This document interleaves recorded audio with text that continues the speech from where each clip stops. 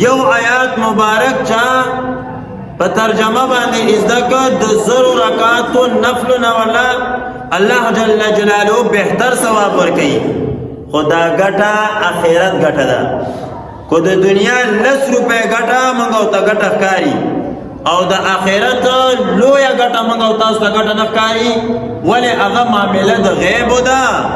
کني نور قربان شما لکه چې څنګه د دنیا کم اسباب دي چې روټه دې وخوړه مړېږي با او به دې اوس کله تند به دې ختميږي او ته دې ګوته ورړلې سوځيږي با چاړه دې په ګوته راخ کلا ګوته به دې کټکیږي وینه بدر نه بهيږي.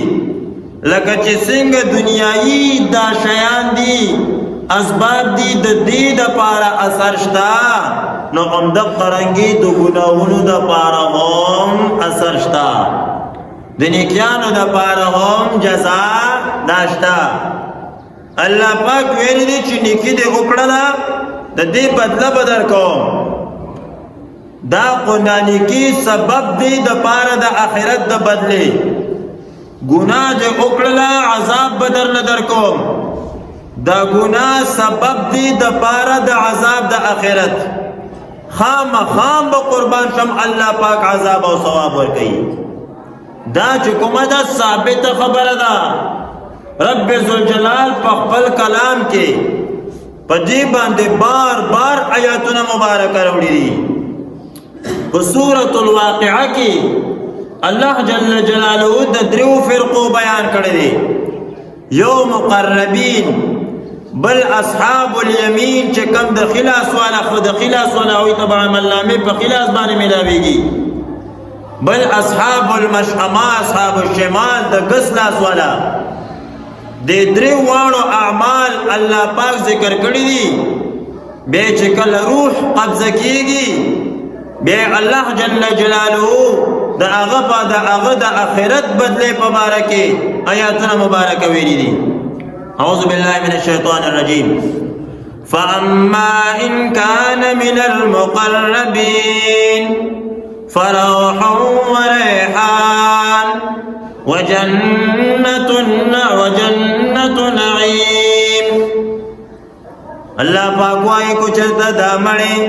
فاما ان كان من المقربين کچرتا دامڑے داد مقربین نئی. اللہ پاک تا د نزدې خلقو نوی خپل خواهشاتو باندې خپې خوسته دي. رب ذوالجلال رضا کړي. فاما ان كان من المقربين فاما ان كان من المقربين فروح بصراحت وريحان او روزي د باغونو روزي به باغچي به. وجنة نعیم او جنتون دی د نعمتون والا. الله وی د نعمتون جنت پدر کم. داس نعمتون الله پاک دوی تیار کړی دي. ما لا عین رأت ولا اذن سمعت ولا خطر على قلب البشر. داس نعمتون الله تیار کړی جنستر کو کتلې نه وګونو اوریدل نه پزله کې خیال راغلی. دا د مقربین حالت دی. الله وی در کوم درجی دا یو بدله بیان شو. واما ان كان من اصحاب اليمين فسلام لك من اصحاب اليمين. کچرتوی دا مړې من اصحاب اليمين د خاوندانو د خلاص والنا چې د عمل نامه په خلاص باندې ملو شي. فسلام لك فرشتي بوای سلام دې ستاده پارا. من اصحاب اليمين انت من اصحاب اليمين تد اصحاب اليمين نيتا تعمل نما فخلاص باندې ملو شلا. الله. واما ان كان من المكذبين او کچرتوی دا مړې من المكذبين د تکذیب کوونکو نه چې د الله پیغمبر درغو جن ګڼلې دي.